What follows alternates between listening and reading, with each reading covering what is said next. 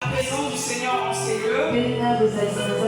Demande au Dieu notre Père de te parler ce matin. Alors que là où tu es pris,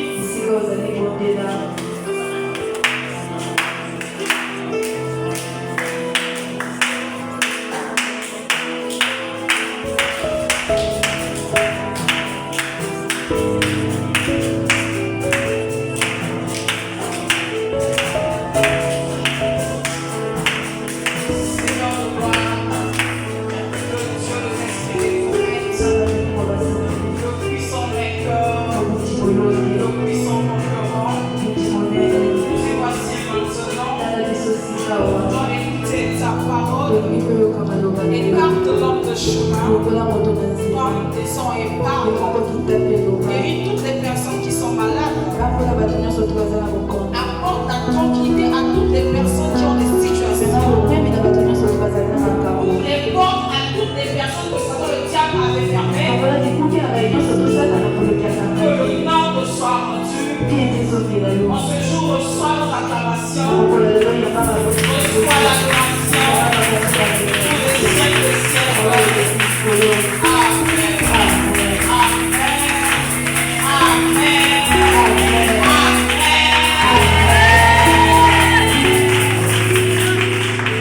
Salut ton voisin. Salut ta voisine. Dis-lui sois béni au nom de Jésus. Moi aussi je te salue au nom de Jésus. Pour le nom de mon Père, vous bénisse abondamment. Il vous bénisse abondamment. Ah, je n'entends pas. Dis que le Dieu de mon Père, il vous bénisse abondamment. Amen. Alors je prie à ceux qui sont assis derrière, s'il vous plaît, veuillez remonter un peu. Vous facilitez un peu la tâche au protocole. Merci, que le Seigneur vous bénisse. À l'exception des enfants peuvent rester derrière, mais les grandes personnes devant. Merci. Mettons-nous.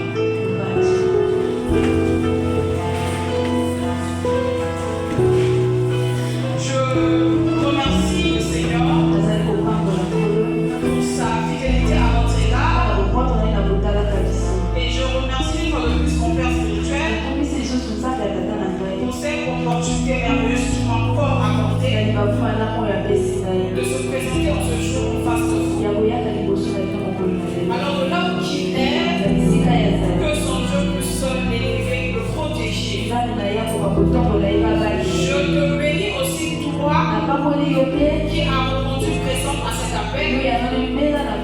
Si je n'étais pas venu, j'aurais peut-être apporté la parole au chef vide.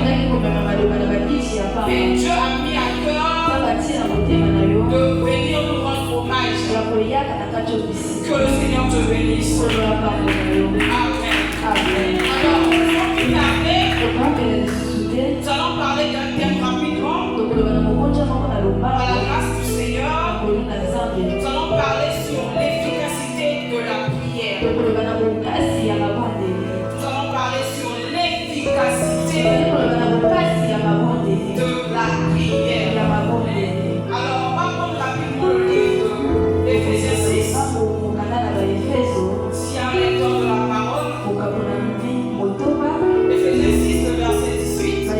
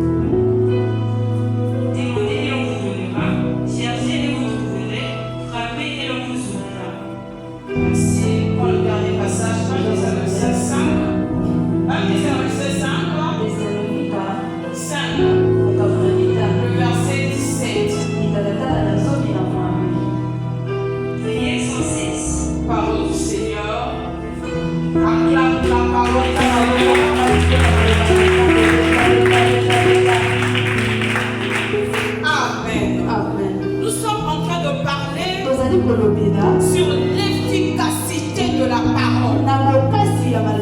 L'efficacité de la parole, ma soeur, mon frère. À l'entrée de jeu, j'aimerais d'abord te dire ceci, que la prière n'est pas un simple dialogue. La prière, ce n'est pas une activité religieuse. Ni même un signe de croix. Ni même pour certaines personnes qui font le chapelet, ce n'est pas ça la prière. La prière n'est même pas aussi une relation. Non, ma soeur, non, mon frère. Mais au contraire, la prière, elle va au-delà de ces choses. La prière emmène l'homme à être en contact avec le divin. La prière sert à l'homme d'être en communion profonde avec son Créateur. J'aimerais ouvrir une parenthèse. J'aimerais que tu saches, ma soeur. J'aimerais que tu saches, mon frère. Dieu est donc un esprit. Il aimerait que tu sois aussi en esprit comme lui. Pourquoi je le dis? Parce que avant que Dieu a créé l'homme, l'homme était d'abord esprit. Et Dieu aimerait que tu sois en communion avec lui, en esprit. Mais comment tu seras en esprit avec lui? Tu peux me dire, maman, j'ai un corps terrestre, j'ai un corps humain, mais comment je vais être en contact en esprit avec Dieu? Ma réponse pour toi est que la seule alternative pour être en contact avec Dieu, c'est à travers la prière. Alléluia. Voilà pourquoi la Bible fait comprendre dans le livre de Romains 8, le verset 26, il nous dit ceci, que même aussi l'esprit nous aide dans nos faiblesses. Nous ne savions pas ce qui nous convient, mais seul l'esprit de Dieu qui le sait. Mais l'esprit va le connaître comment? Comment est-ce que l'esprit saura tes problèmes? C'est à travers la prière que tu dois adresser à l'égard du Créateur. Alléluia.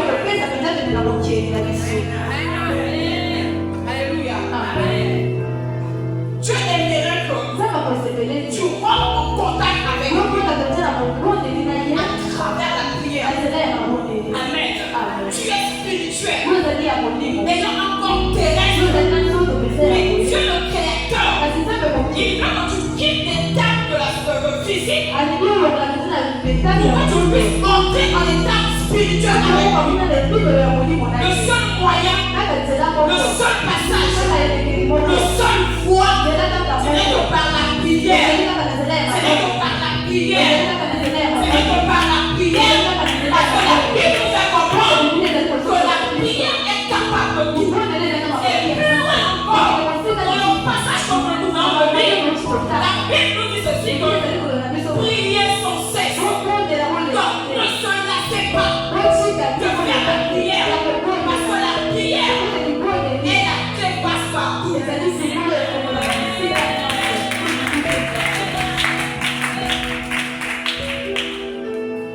Alléluia. La prière est la clé passe-partout. La prière débloque des situations compliquées. Quand tu te mets à ouvrir ta bouche, quand tu te mets à être en communion avec le divin, les choses qui t'étaient difficiles, les choses qui t'étaient impossibles, à travers la prière, Dieu va t'ouvrir les portes. À travers la prière, les choses qui étaient compliquées, Dieu va faciliter les choses. Alléluia. Voilà pourquoi la Bible nous fait comprendre que nous sommes en Christ dans les lieux les plus élevés. Nous sommes en Christ dans les lieux les plus élevés. Par là, j'ai eu à comprendre ceci, que Dieu aimerait que tu sois dans les lieux les plus élevés, au-dessus de tes problèmes, à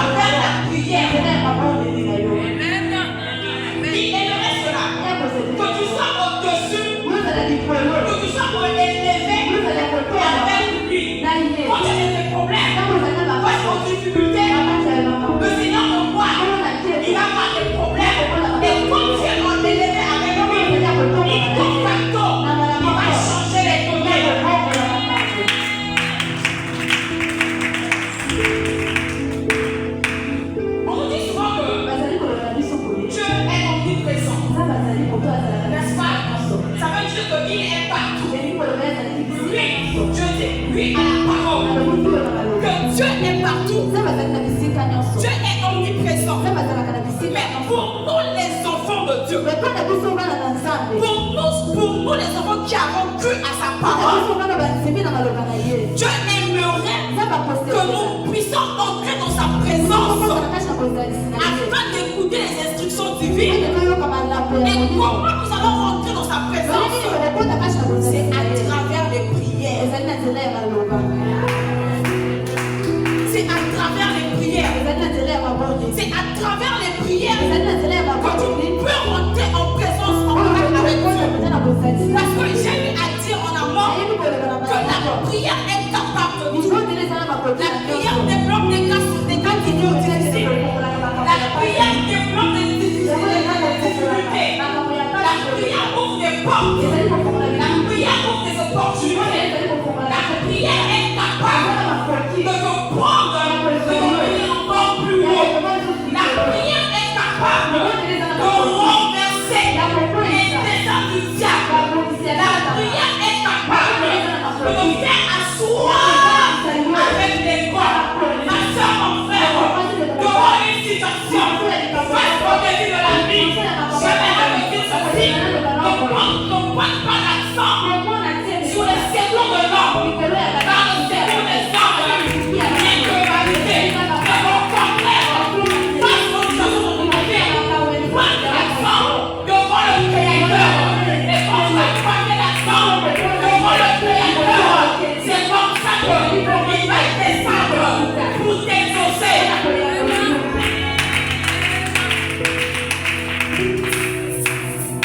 Tu dois prier avec persévérance.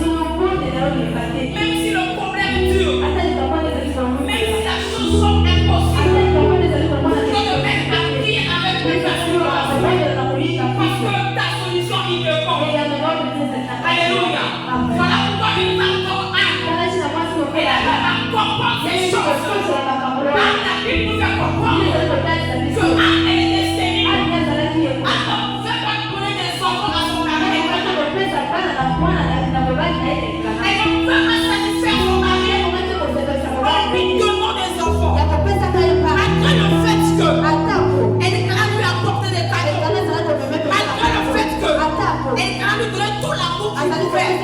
Mais Anne était mécontent. Anne était insatisfaite. Anne était meurtrière dans son cœur. Anne se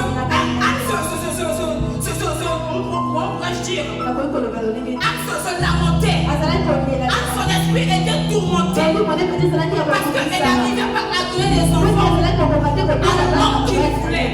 Mais ce que j'ai aimé avec Anne, malgré les mortifications de sa rivale qui était Pénina, malgré les moqueries, malgré l'humiliation, malgré le poids que le monde avait infligé, Anne n'avait pas baissé les bras. Anne n'a pas répondu à Pénina.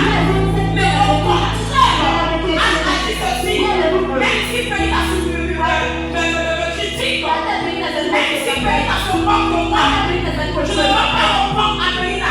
De là que je perds mon énergie. Mais Anne a compris une chose.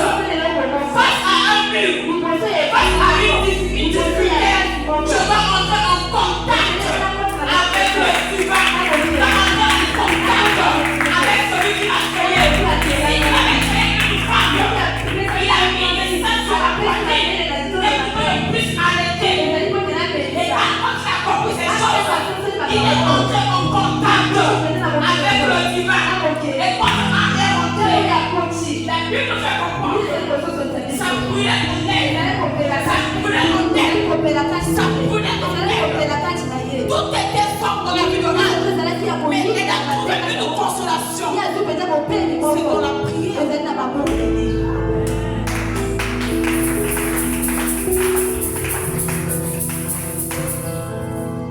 C'est dans la prière. C'est dans la prière. Bien-aimé, écoute-moi.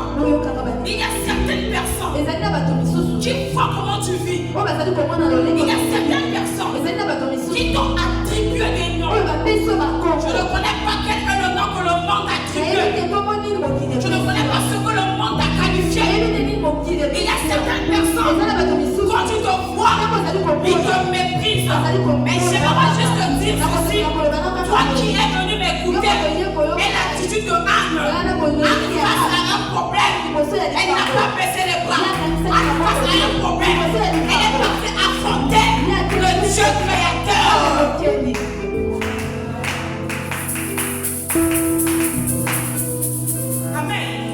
Elle est partie affronter le Dieu créateur. Mais comment elle a affronté le Dieu créateur? C'était à travers les prières. C'était à travers la prière que Anne a eu à obtenir Samuel. C'est à travers les prières que Dieu a débloqué la situation de Anne. C'est à travers la prière. Anne qui était femme stérile, Dieu a rendu fécond. Tu déclares sur sa vie ce matin. Si les hommes avaient dit que toi tu seras un amour femme stérile, à travers la parole de Dieu matin, je déclare au nom de Jésus que tu seras un homme fécond. Peu importe les semaines de la vie, que la fécondité puisse atteindre les gens de la parole.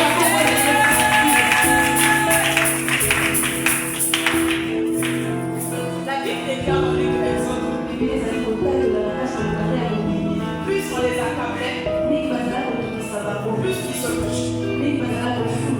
Dieu a bien accablé à travers les situations, à travers les problèmes. J'aimerais juste te dire ceci. C'est à travers tes situations, c'est à travers tes problèmes que la gloire de Dieu va se manifester dans ta vie. Alors ne passe pas ton temps à répondre à Pénina. Ne passe pas ton temps à réagir aux actions de Pénina. Parce que Pénina c'est une distraction. Tu te mets à répondre aux actions de Pénina. Tu risques de perdre la solution à ta prière. Si Pénina te critique, si Pénina tu t'insultes, regarde là. Au contraire, rentre dans ta chambre et ferme la porte. Accuse Pénina auprès du maître.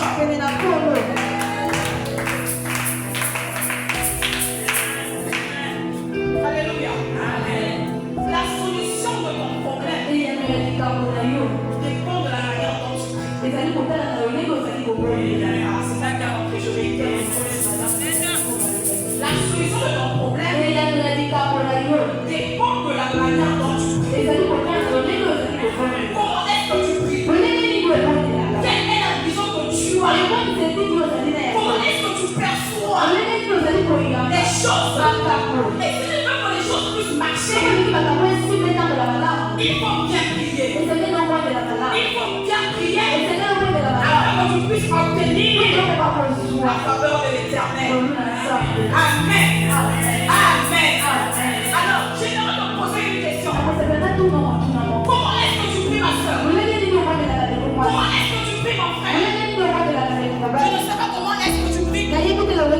Il y a certaines personnes, quand elles sont chez eux, quand ils sont chez eux plutôt, quand ils se mettent à prier, ils font une prière générale. Ils font une prière qui est générale.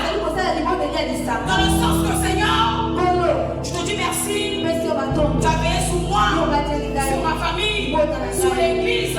Je laisse ma vie entre cette église. Par là, ta prière n'a pas de but. Par là, tu n'es pas pressé dans la prière. La prière doit avoir un but seulement. La prière doit avoir un but précis. Alléluia. Donc quand tu pries, ma soeur, tu dois avoir un but. Sans pourtant, pendant l'importance de la prière, tu vas taper à côté. Tu n'as pas un but dans tes prières. Tu n'auras pas tapé à côté. Amen. En priant, est-ce que tu as une vision perspective dans tes prières? Est-ce que tu as une vision dans tes prières? Qu'est-ce que tu te dis quand tu pries? Est-ce que tu fais une prière générale? Est-ce que tu fais une prière personnelle? Est-ce que tu fais une prière en intimité avec le Créateur? Je ne sais pas la manière dont tu pries. Pour certaines personnes, quand ils viennent à l'église, quand ils se mettent à prier, ils vont penser que oui, j'ai prié. On a fait des sujets de prière. On a eu à prier. Dieu m'a écouté. J'aimerais juste te dire, la véritable prière, c'est quand tu es chez toi à la maison, quand tu rentres dans ta chambre et tu fermes ta chambre, tu te mets à exposer de A jusqu'à Z les problèmes auprès du Créateur. Alors quand tu viendras à l'église, les prières que tu avais adressées dans ta chambre, je vais t'exaucer ici à l'église.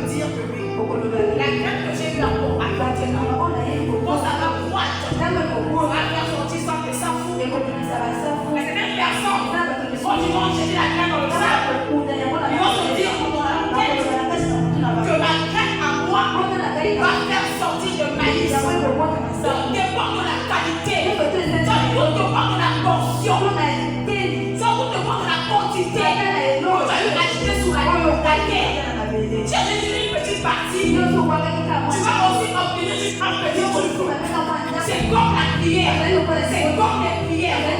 Si tu te mets juste à dire à Dieu, me veiller sur toi, me veiller sur tes enfants, il va se limiter là. Mais Dieu aimerait que dans tes prières, tu puisses encore aller en profondeur.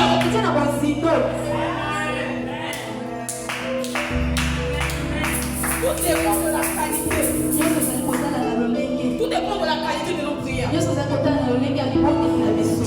Acclame d'abord pour le Seigneur.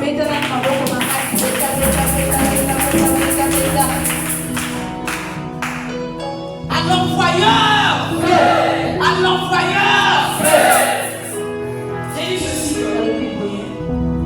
La prière débloque les situations. Tout dépend de la manière dont tu demandes à Dieu. Comment est-ce que tu demandes à Dieu? Est-ce que ta prière a un but? Ta prière a des précisions? Qu'est-ce que tu demandes à Dieu quand tu pries? Alléluia. Ça demande de la vie. Dieu veut l'exaucer. Ça va dépendre de ce que tu fais. Tout dépend de ce que tu demandes à Dieu. On vient de lire un passage sur le livre de Matthieu 7:7. Si tu peux encore nous réitérer ce passage-là.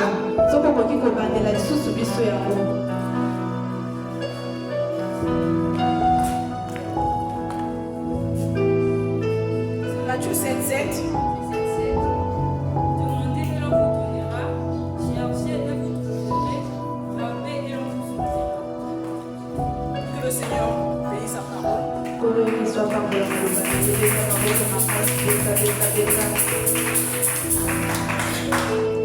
Le passage qu'elle vient de lire, la Bible dit que demandez et l'on vous donnera. Frappez et l'on vous ouvrira. Cherchez et vous trouverez. Amen. Et dans ce passage, ce qui m'a indiqué, ce sont ces trois verbes. Il y a le demander, il y a frapper et il y a chercher. Alléluia. On va essayer un peu de m'appuyer sur ça. Pourquoi Dieu a eu à dire que demander? Pourquoi il a dit demander? Il pouvait tout simplement dire que je peux déjà donner. C'est déjà accordé. Mais pourquoi il a dit demander? En fait, quelqu'un qui demande, c'est comme une requête qu'il fait. Quelqu'un qui demande, c'est comme une requête qu'il donne auprès de Dieu. Je peux être là en train de demander à Dieu. Je dis Seigneur, protège-moi. Garde mes enfants. Garde ma famille. Garde mon travail. Garde mes activités.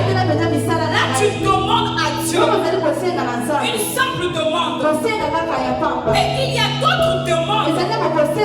Quand nous demandons à Dieu, quand nous implorons à Dieu, et il y a certaines demandes qui impliquent la supplication.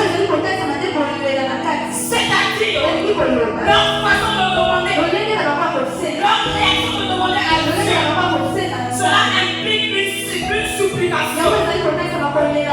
Cela dans la supplication, ça peut sortir des cris. Et pas n'importe quel cri, des cris de gémissement, des cris d'amertume, des cris de douleur. Tout ça s'implique dans la demande. C'est une personne qui demande à Dieu. C'est une personne qui est à bout. Une personne qui demande à Dieu. C'est une personne qui est limitée. Une personne qui demande à Dieu. C'est une personne qui n'a plus d'autre issue. C'est une personne qui regarde à gauche, qui regarde à droite. Il regarde juste son seul soutien. C'est que Jésus-Christ de Nazareth.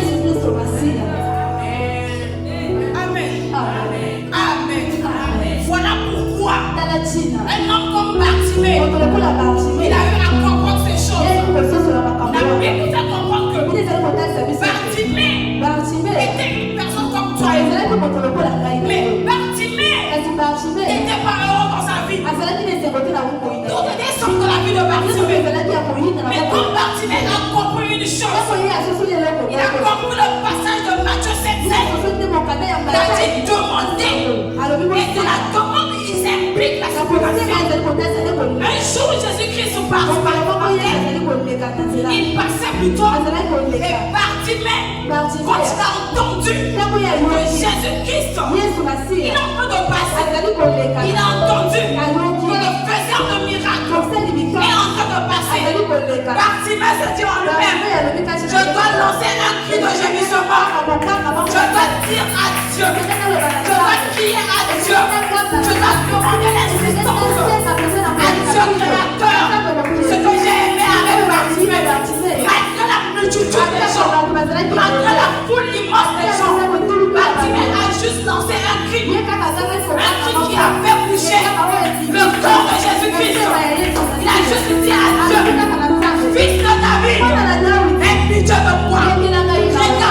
Regardez un peu, il y avait beaucoup de gens, c'est sûr et certain, il y avait du bruit, mais Jésus-Christ de Nazareth, il n'a pas écouté, il dit d'autres personnes, mais il a écouté, il de Bartimée, et pourquoi il a écouté, parce que Bartimée, j'ai compris une chose, moi aussi, je suis le créateur, qui te garde avec lui, je suis le maître, qui est puissé, on va le suivre, Dieu a dit que c'est dans le livre, c'est ce qu'il dit, on est on a entendu le cri de Bartimée, malgré la foule, Jésus-Christ de Nazareth, le Dieu de mon Père, ça fait une grande chose dans la vie de Bartimée,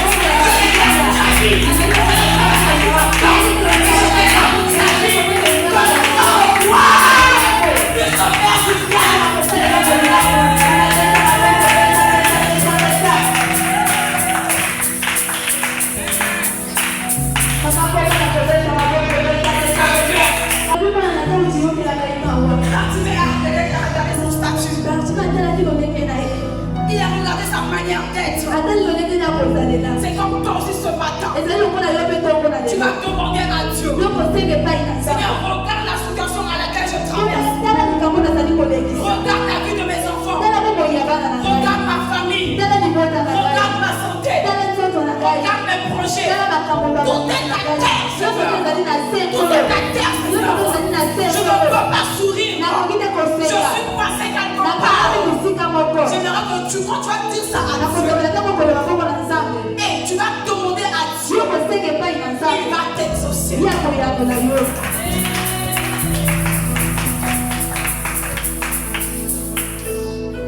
Dieu aime les personnes qui le supplient. Dieu aime les gens qui le supplient. Dieu aime les gens qui crient à lui de jour. Dieu aime les gens sur lui. Dieu aime les gens qui ont des situations compliquées. C'est la situation compliquée. Tu vas faire ressortir sa gloire dans ta vie. Alléluia. Tu peux faire une prière de supplication. C'est comme Anne. Elle a eu tellement à faire une prière de supplication. À quel moment elle arrive dans le temple en train de supplier le Créateur. En train de supplier le Créateur. C'était que le prophète Élisée, il a même dit que Anne était ivre. Mais qu'est-ce qu'il a fait à ce que le prophète Élisée, tu crois que Anne était ivre? Mais parce que Anne faisait des prières de supplication à Dieu. J'aimerais juste te dire, ma soeur, face à un problème, pour avoir plus de Anne, fais la prière de supplication. Afin que le Dieu créateur puisse aussi t'accorder. Alléluia. Face à des situations, face à des difficultés, face à au mur de la honte, tu dois faire des prières de supplication. Tu dois dire à Dieu de t'aider. Tu dois dire à Dieu d'ouvrir les portes. Tu dois dire à Dieu de changer les données. Tu dois dire à Dieu de changer ton identité. On t'avait collé une mauvaise identité. Tu avais déjà attribué un nom de tu fais dans la honte. Mais à travers la prière de ce matin, le Dieu de mon Père va changer les données. Si là où on avait dit que ta vie est condamnée à la honte. Si on avait dit que ta vie est condamnée à la maladie. Et ton fils, tu me fais fidèle. J'allume la la prière de supplication est une prière qui touche au cœur. Voilà pourquoi maintenant quand Jaïbeth, la Bible nous a comprendre que ce temps de Jaïbeth, il était le plus considéré de sa famille.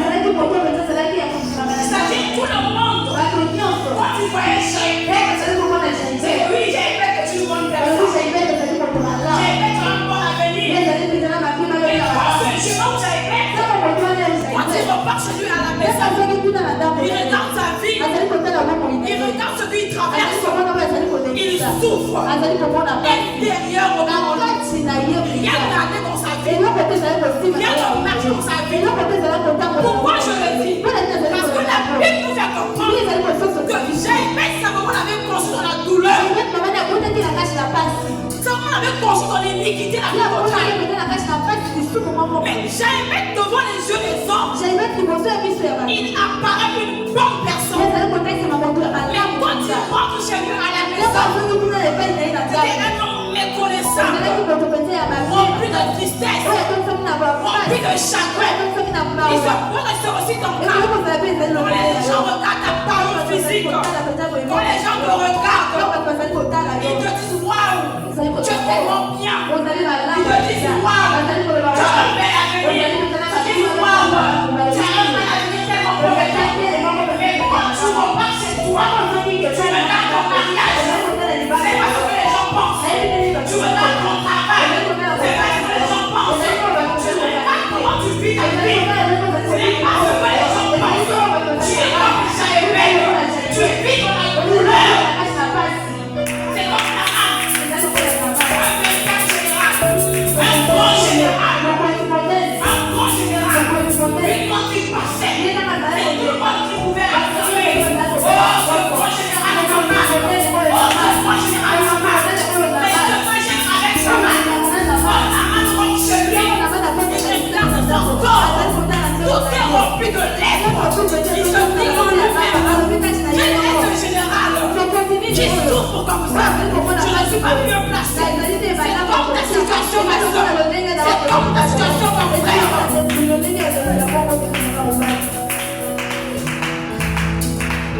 Il se voit dans les choses qui se passent dans ton cœur.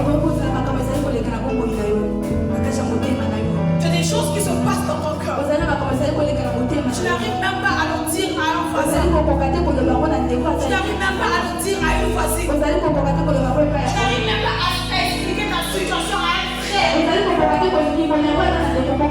J'avais peine à répondre ces choses. Mais il a dit à Dieu, oh, lui qui était le plus considéré de tous ses frères, il a fait juste une bonne prière. Il a fait juste une bonne prière qui a changé les plans de sa vie.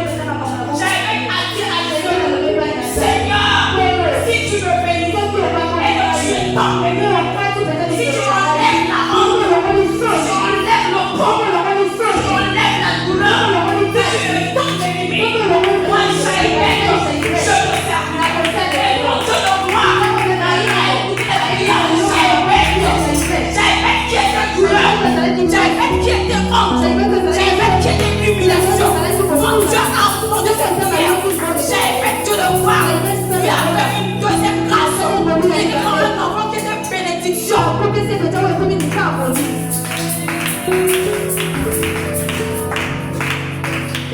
C'est comme toi.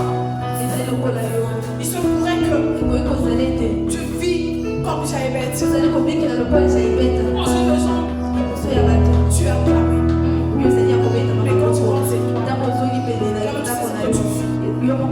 Mais j'aimerais juste te dire à un enfant du messager fidèle que face à l'humiliation, que face à la honte, ne baisse pas les bras.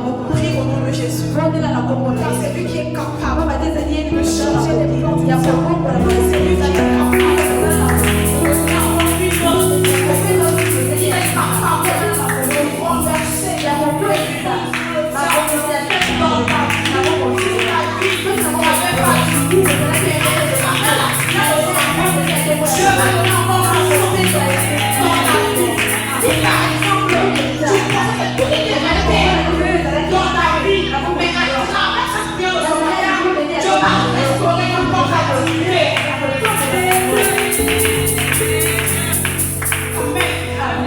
une personne qui demande à Dieu, c'est une personne qui est limite. Et dans la demande, il y a des actions de grâce. Dans la demande, il y a des actions de grâce. Alléluia.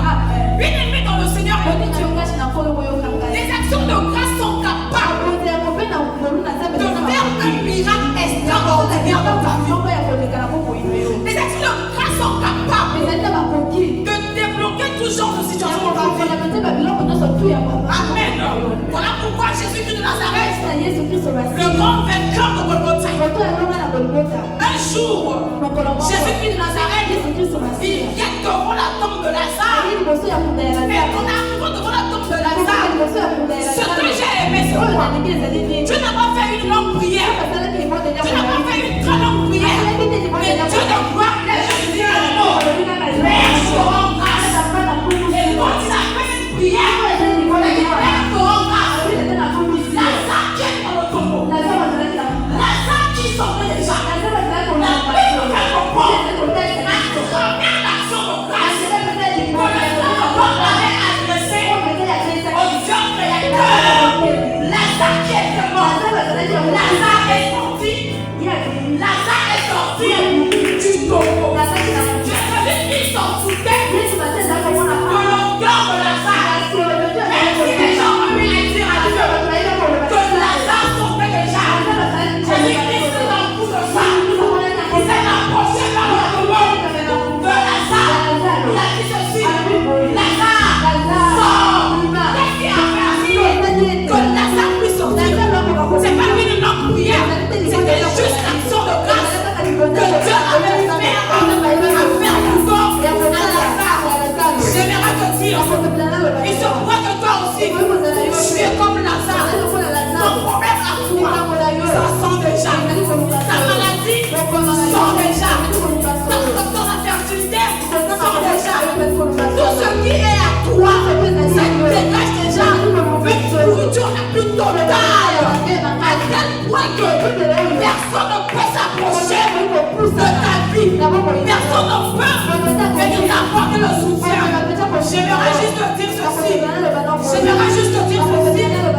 En tant que fils du messager fidèle, je me tiens debout devant sous cette chair. Là où on avait dit que ton mariage sort, je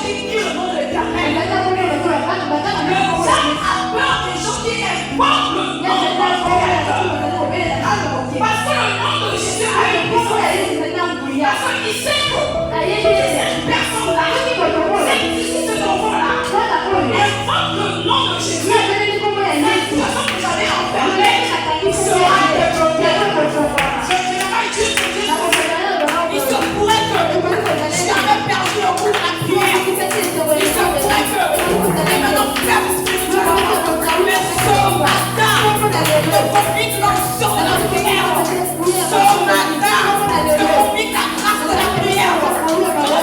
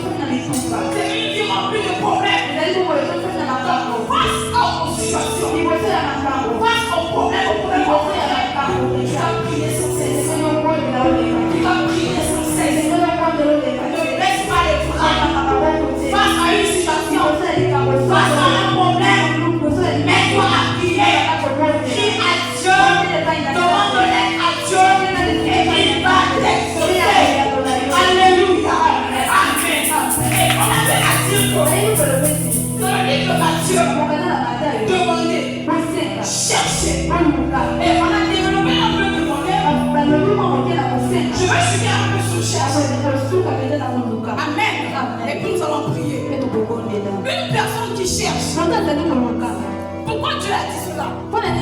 Cherchez. Une personne qui cherche et quelqu'un qui insiste. Une personne qui cherche, c'est une personne qui insiste afin que Dieu puisse se manifester dans sa vie. En d'autres termes, j'aimerais dire ceci. Une personne qui cherche, c'est quelqu'un qui insiste avec foi afin que l'Éternel lui accorde ce dans son cœur.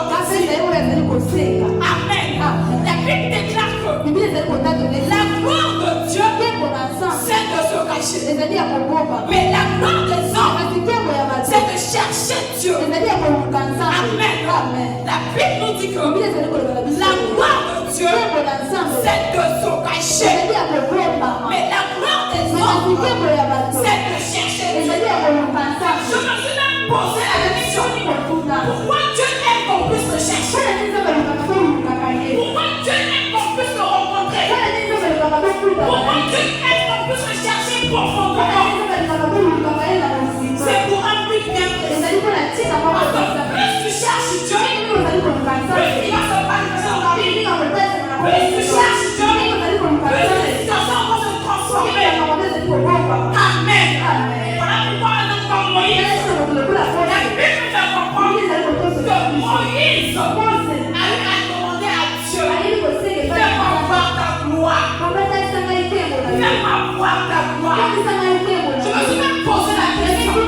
J'ai dit à Moïse, je demande à Moïse, Moïse mon frère, Moïse mon bien-aimé, de quelle gloire veux-tu voir? De quelle gloire tu veux voir Moïse?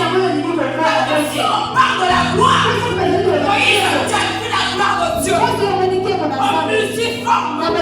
Moïse m'a dit que ce que j'ai vu la foi, c'était insignifiant.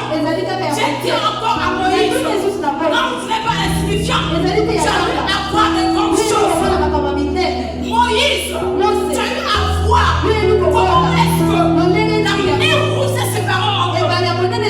Moïse, tu as eu à voir comment est-ce que Dieu de gloire a changé, a transformé les enfants d'Israël. Tu as eu à voir comment est-ce que Dieu de gloire a fait engloutir les Égyptiens de la mer.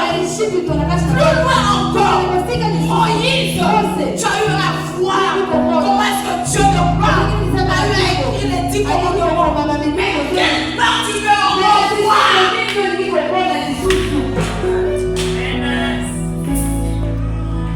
Mais quelle part tu veux encore voir? Mais quelle part tu veux encore voir? Parce que quand on parle de la gloire, Moïse a vu la gloire de Dieu en différentes facettes. Tu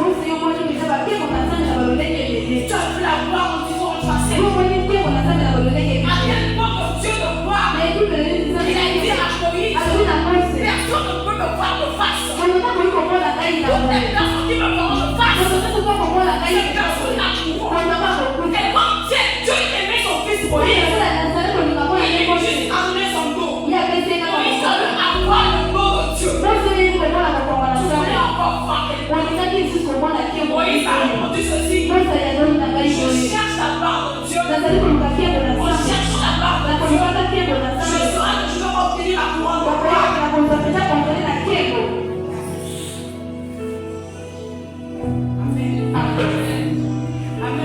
Amen.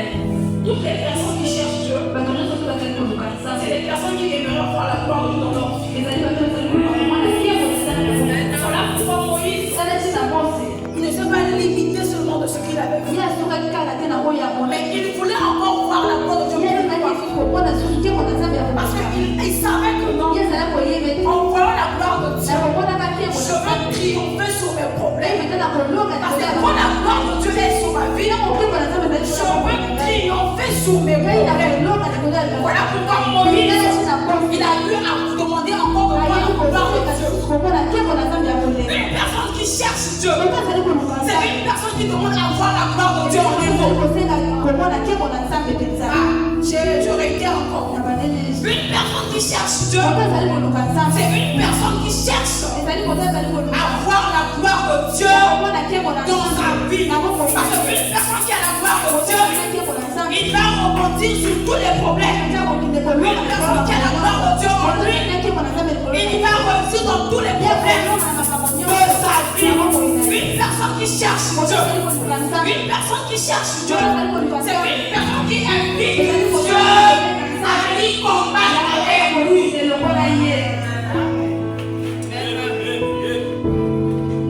Voilà pourquoi cette femme cananéenne, la Bible nous fait comprendre. La Bible nous fait comprendre que cette femme cananéenne, elle avait un enfant qui était hanté dans l'esprit démoniaque. Elle avait un enfant qui était hanté dans l'esprit démoniaque. Mais ce que j'ai aimé avec cette femme, c'est sa parole. C'est la manière dont elle a cherché Dieu. C'est la manière dont elle a demandé. C'est la manière dont elle a supplié Dieu. Afin que le miracle s'opère dans la vie de sa fille. Un jour, Jésus-Christ passait. Quand il passe, la femme cananéenne, elle a entendu que y a Jésus qui passe. Celui qui guérit les esprits, celui qui transforme la vie. Quand tu as entendu cela, il s'approche vers le maître. Il dit à Dieu, Maître, ma fille est hantée dans l'esprit de mon père. Ma fille est hantée dans l'esprit de mon père. Jésus-Christ, c'est comme si elle ne connaissait pas la dame. Il ignorait même la dame. Il méprisait même la dame. Mais ce que j'ai aimé, c'est l'attitude de cette dame. Ce que j'ai aimé, c'est la détermination de cette dame. Écoutez-moi, mes bénis. Jésus-Christ de Nazareth, malgré le fait que cette femme a eu à dire à Dieu, elle a supplié à Dieu. Dieu l'a regardé sur moi. Mais quelque temps après, Dieu lui a dit ceci. Je ne suis pas venu apporter sans couvrir la nourriture aux chiens, aux brebis perdues. Mais cette femme cananéenne, comme elle était révélée, cette femme cananéenne, on peut dire que c'est une femme spirituelle. Cette femme cananéenne, elle maîtrisait bien le Matthieu 7:7. Elle a dit non, tu dois supplier Dieu, tu dois demander, tu dois crier à Dieu. Malgré le fait que Dieu le voit, l'a béni, elle a refusé la bénédiction. Mais cette femme, elle savait qu'elle avait un but. Je ne dois pas laisser prise, je dois persévérer. Mais comment est-ce qu'elle a persévéré? Elle a cherché.